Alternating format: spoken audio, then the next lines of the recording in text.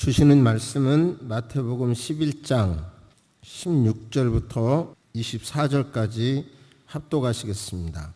이 세대를 무엇으로 비유할까? 비유하건대 아이들이 장터에 앉아 제 동물을 불러 이르되 우리가 너희를 향하여 피리를 불어도 너희가 춤추지 않고 우리가 슬피 울어도 너희가 가슴을 치지 아니하였다 함과 같도다.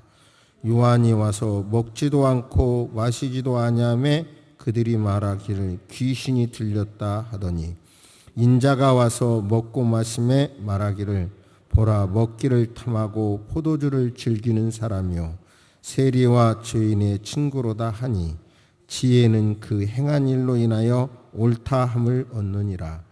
예수께서 권능을 가장 많이 행하신 고을들을 회개하지 아니하므로 그때 책망하시되 화 있을진저 고라시나 화 있을진저 벳세다야 너희에게 행한 모든 권능을 두로와 시돈에서 행하였더라면 그들이 벌써 베옷을 입고 제에 앉아 회개하였으리라.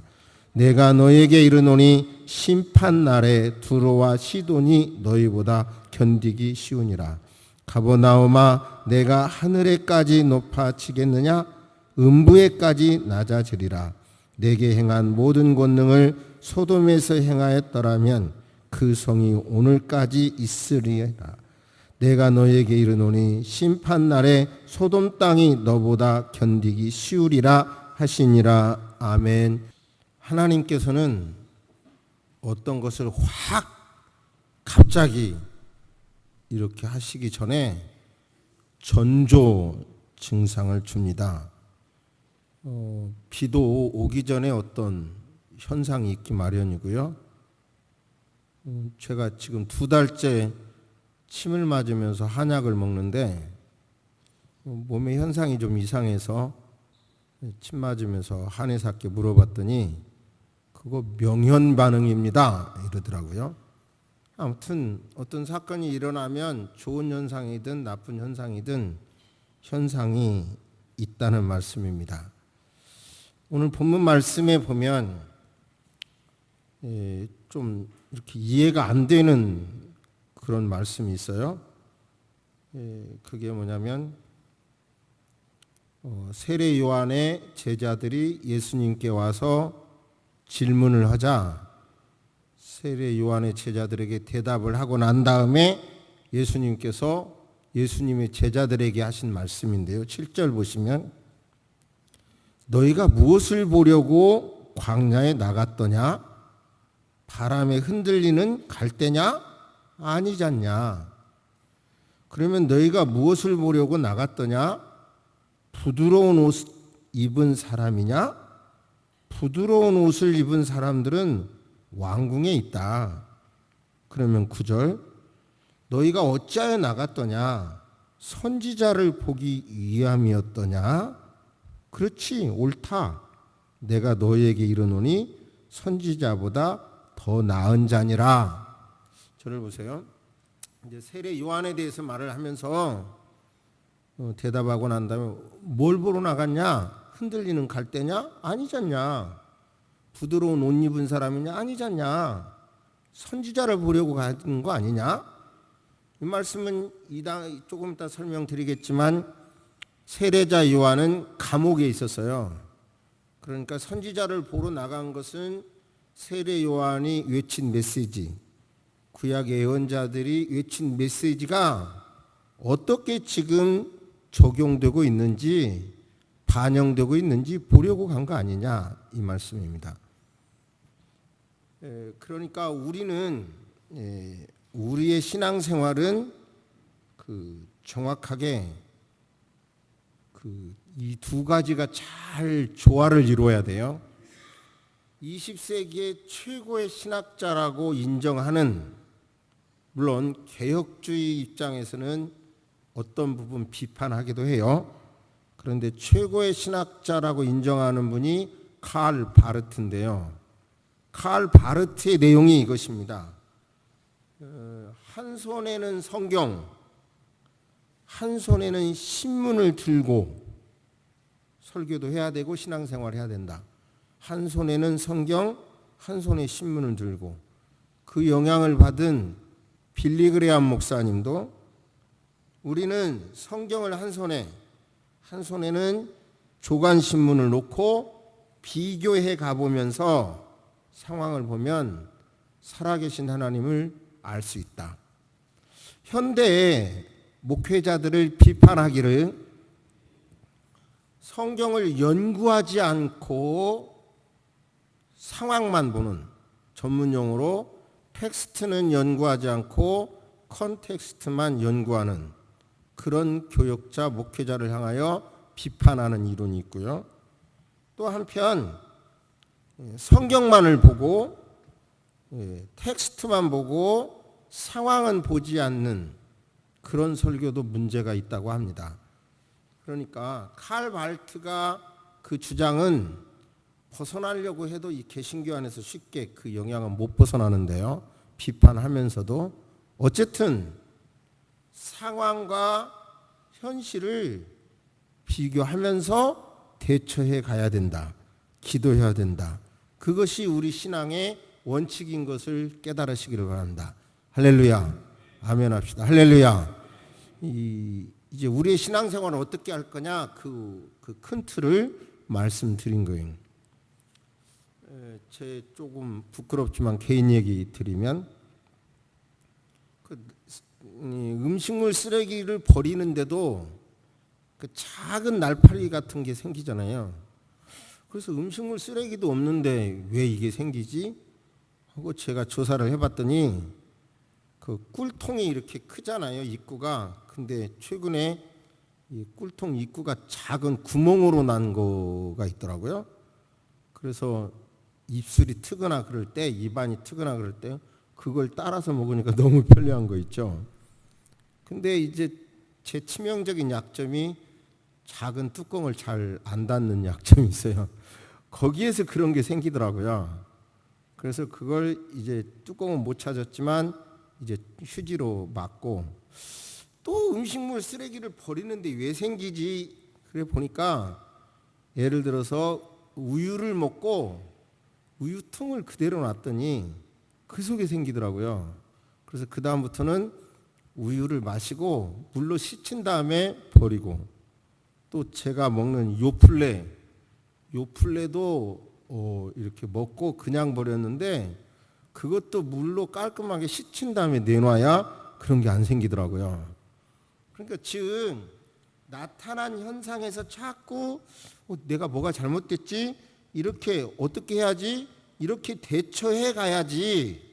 현실을 무시하고 그냥 나갔다가는 현실에서 버림당한다. 신앙도 마찬가지입니다. 그러니까 그것을 정확하게 이해하셔야 합니다. 본문 말씀을 설명을 드리면서 결국은 춤을 추든지 애고가든지 해야지 무관심한 건 큰 죄다. 현실을 바라보면서 춤을 추든지 애곡하든지 눈물을 흘리든지 해야지, 아무 관심도 없는 무관심은 큰 죄라는 걸 깨닫고 여러분의 입장에서 춤을 추시든지 애곡하든지 양당 간에 관심을 가지고 기도하는 여러분 되시기를 주의 이름으로 축복합니다. 이제 예수님께서 시장에 그 아이들 놀이 있잖아요. 제가 자랄 때는 뭐 자치기, 고무줄 놀이 뭐 이런 거, 땅 따먹기 이런 거 했는데, 그러니까 시장에 놀이하는 것을 염두에 두고 시장 놀이에서 결혼식을 해. 또 한쪽에서는 장례식을 해. 그러면 이스라엘 사람들과 우리와 공통적인 게 많은데요. 장례식 때 우는 것도 공통적 중에 하나예요.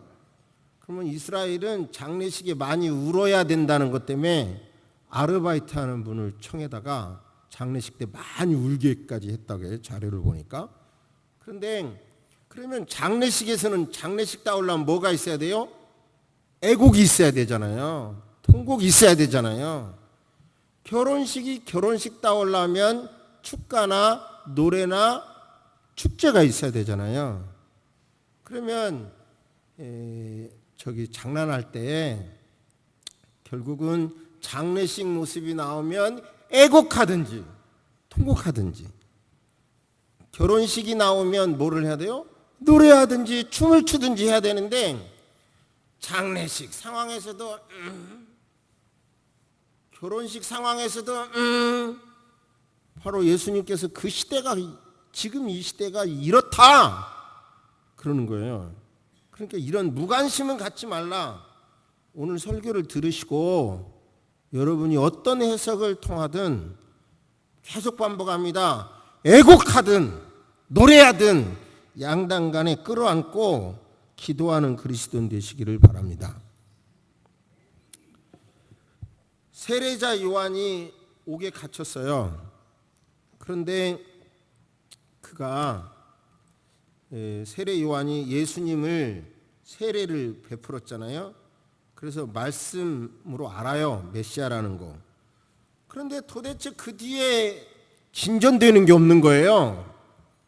우리는 예수님이 오셨고 십자가 달려 죽으셨고 부활 승천하셨고 재림하라는 걸 하실 거라는 걸 전체적으로 알지만, 세례 요한은 메시아라는 걸 알지만 구체적으로 아직 모르는 거예요. 그러니까 세례 요한이 제자들을 보내는 겁니다. 제자들을 보내가지고 물어봐요. 아시는 대로 마태복음은 복음서가 순서대로 기록이 안 돼서 왔다 갔다 하는 걸 이해하시기를 바라고요. 그때의 분봉왕이 헤롯 안티파스였어요. 근데 그 사람은 동생의 아내 헤로디아와 결혼을 했어요. 그러니까 세례 요한이 잘못됐다고 책망을 했어요. 그럴 수 있냐, 잘못됐다고. 그 일로 인하여 세례 요한은 감옥에 갇힌 겁니다. 현실 그 정치인의 윤리를 막 공격을 했다가 감옥에 갇혔고, 또 딸이 춤추는 걸 보고 죽은 것 아시죠? 그 전에 면회 온 제자에게, 내가 저 예수에게 세례를 주었는데 또 우리가 메시아를 기다려야 되는 건지 그분이 메시아인지 답을 좀 듣고 와라 라고 심부름을 보내요.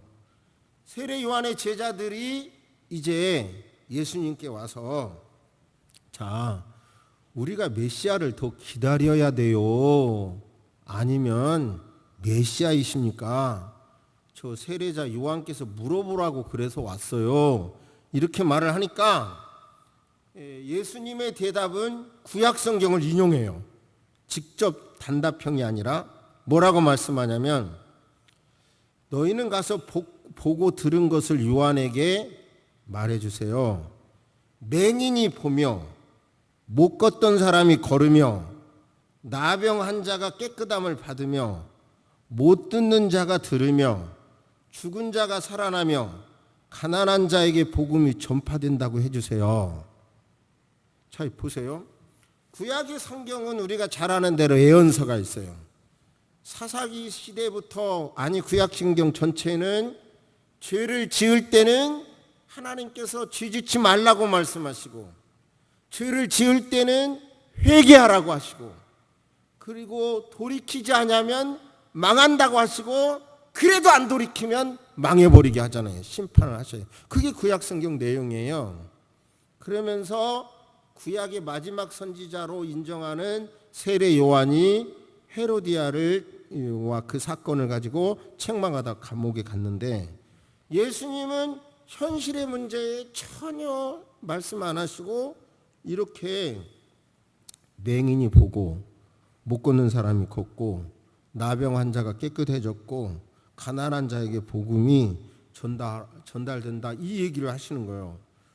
그러니까 사람들이 말을 하는 거예요. 사람들의 평가가, 예수님의 평가가 뭐라 그러냐면, 세례자 요한이 금식하면서 막 외치자, 오늘 본문 말씀에 예수님의 평가는 귀신 들렸다 그러고, 그리고 예수님이 먹고 마시면서 증거하자, 그 탐심이 가득한 사람이라고 그러고. 그러니까 예수님은 세례자 요한을 굉장히 올리죠. 여인이 낳은 자 중에 제일 큰 사람이 세례자 요한이다. 근데 천국에서는 작은 사람보다 못해. 그러면서 아무튼 사람들은 말한다. 세례 요한은 그 사람에 대하여 귀신 들려서 저렇게 말한다고. 또 전하는 형태, 삶의 형태가 다르고 먹고 마시면서 전하는 내가 말하니까 탐심하는 자라고 말한다. 그러면서 하시는 말씀이 이 시대가 애곡할 때 가서는 통곡할 때 가서는 통곡해야 되고 노래하고 춤출 때 가서는 노래하고 춤춰야 되는데 아무것도 안 하고 있다 이 시대가. 그러면서 하시는 말씀이, 놀라지 마세요. 큰 소리 할 거니까. 화 있을진저 고라시나, 화 있을진저 벳세다야, 너희에게 행한 권능을 두루와 시돈에서 했다면 아마 그들이 회개했을 것이다. 심판날에 두루와 시돈이 너희보다 견디기가 쉽겠다. 가버나움아, 너 하늘까지 교만이 뻗치겠냐, 높아지겠느냐? 음부까지 낮아지리라. 소돔과 고모라 성에서도 너희들에게 했던 것을 그대로 한다면 아마 회개해서 지금까지도 살아있을 것이다. 그러면서 무덤덤한 그들에 대하여 책망하는 겁니다. 여기서 우리는 다시, 제가 한 설교는 녹화도 돼 있고 그리고 글로도 수십 년 거 그대로 있으니까 여러분 살펴보시기를 바랍니다. 적어도 제가 헌법을 전공한 목사로서 전해 대통령 탄핵이 나올 때 개인적으로는 관심이 많았고, 그렇지만 설교에서 그 문제를 끌고 오지 않았습니다. 그런데 지금은 나라가 망한다, 회개하라, 회개 안 하면 진짜 망한다 해다 포로로 끌려갔어서, 포로로 끌려간 자리에서 에스겔이 통곡하며 말씀을 외치잖아요. 껄껄. 그때 회개할 걸. 에레미야는 사랑하는 조국이 회개하지 않으면 망한다는 메시지를 전하면서 조국을 사랑하기 때문에 결국은 눈물을 흘리며 외치고, 그러면서도 소망을 증거하기 위해서 땅을 산단 말이에요. 지금 그 심정으로 설교를 하고 있는데요. 우리는 한 가지 인정할 게 있어요. 코리안 타임이라는 말이 있잖아요. 약속을 해놓고 항상 늦게 와. 그래서 늦게 오는 건 코리안 타임이라고. 그런데 그러면 안 되잖아요. 교인들도 11시 예배 정했고 늦게 와. 코리안 타임의 일종이죠. 우리 박 목사님은 탁월하게 잘하는 것 가운데 하나가 시간 지키는 거. 시간 되면 철야 때고 언제고, 시간 되면 찬송 인도해버려. 그죠? 근데 그걸 맞춰서 계속 하다가 보면 계속 늦춰지니까 시간 되면 해라는 게 제 생각이거든요. 근데 지금 코리안 타임은 어느 정도 치유가 됐어. 그죠? 그런데 아직도 세계적으로 우리가 벗어나지 못한 게 있습니다. 그게 뭔 줄 아세요?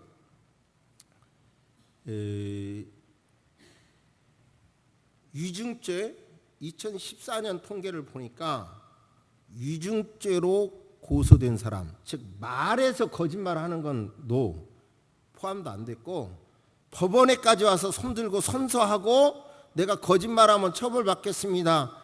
법관 앞에서 이렇게 선서하고 쉽게 거짓말하기가 어렵잖아요.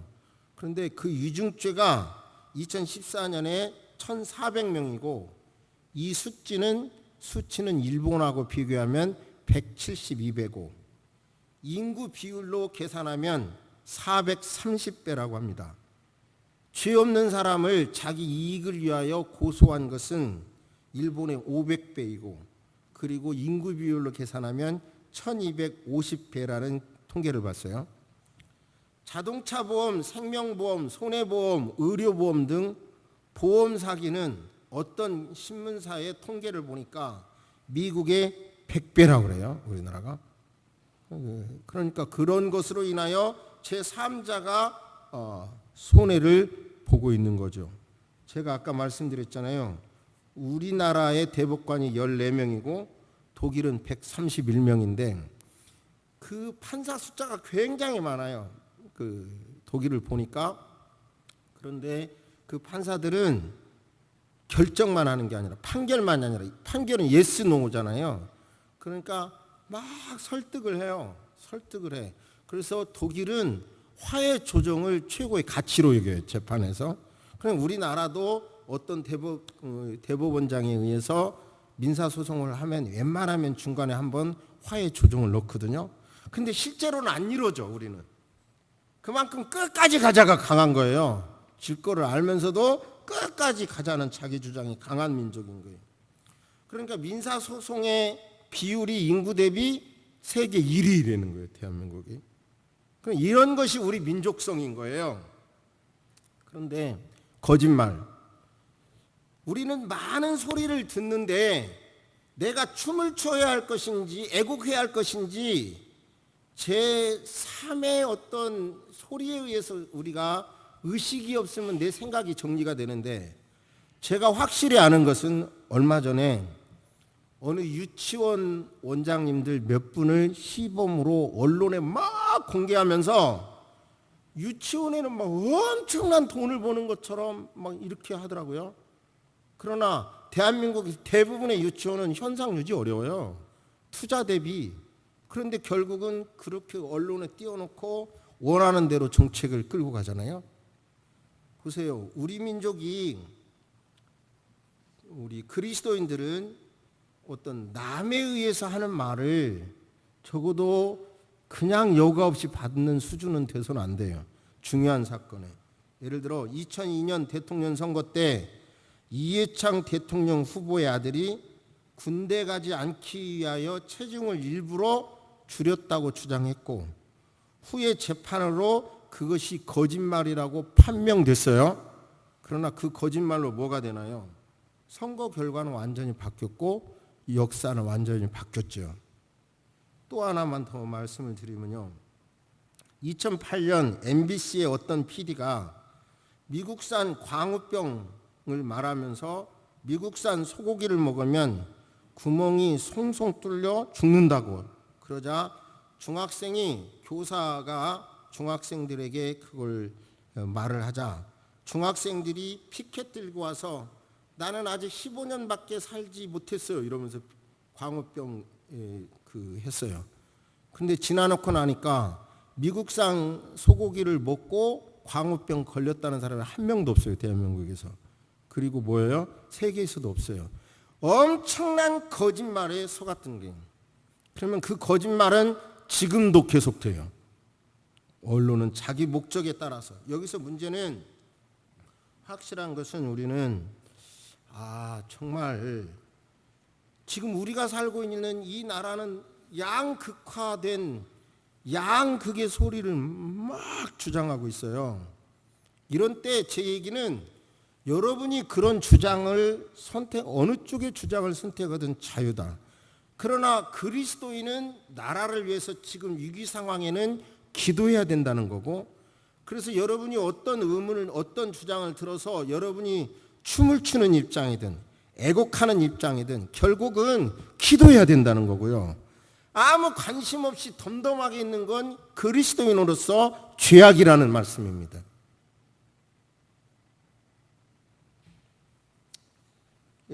그러니까 제가 지난주에 이러이러한 현상 때문에 대한민국은 경제 파탄이 올 것이라고 예언합니다. 그랬어요. 글로도 썼어요. 안 오길 바라요. 그런데 그 뒤에 미국의 어느 경제 전문 신문에서 대한민국에 대해서 말하기를 뭐라 그러냐면요. 대한민국은 원래 아시아의 호랑이였는데 한때 호랑이였는데 지금은 개집에 들어앉은 신세가 됐다.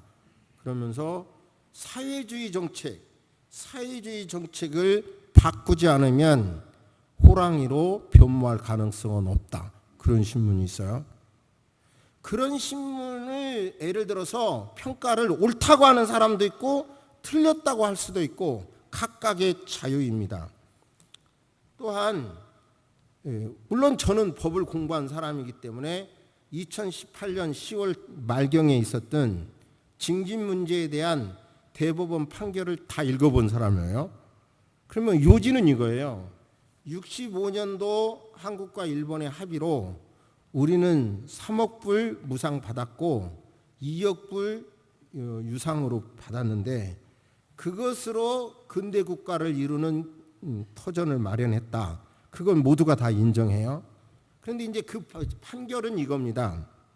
그 판결은 보니까 국가적인 배상이라 하더라도 말하자면 배상과 보상이 있는데 배상은 불법 행위에서, 보상은 합법적인 행위에서의 보상인데 불법적인 행위이기 때문에 일본이 36년 강점하지 않았냐. 그래서 개인이 손해를 봤다면 국가 간의 조약을 했다 하더라도 청구할 수 있는 것이다. 이게 이 판결인 거예요. 그러면 그 앞에 정부에서는 이런 판결이 나오면 일본하고 이게 관계가 어떻게 될 걸 알아서 그것을 이제 이야기했던 것을 이제 적폐로 판단을 했고 그분은 여러 가지 이유로 지금 구속이 돼 있고 새로운 대법원장이 오고 바꾸고 해서 이런 판결이 냈어요. 자, 그러니까 적폐라고 말하는 게 옳다고 주장할 수도 있고 민족 자존심이 우리 한국인이 얼마나 센데 그렇게 하는 게 옳다고 주장을 하든 기도할 때라는 말입니다. 이런 건 나 몰라라 할 때가 아닐 만큼 위기라는 거예요.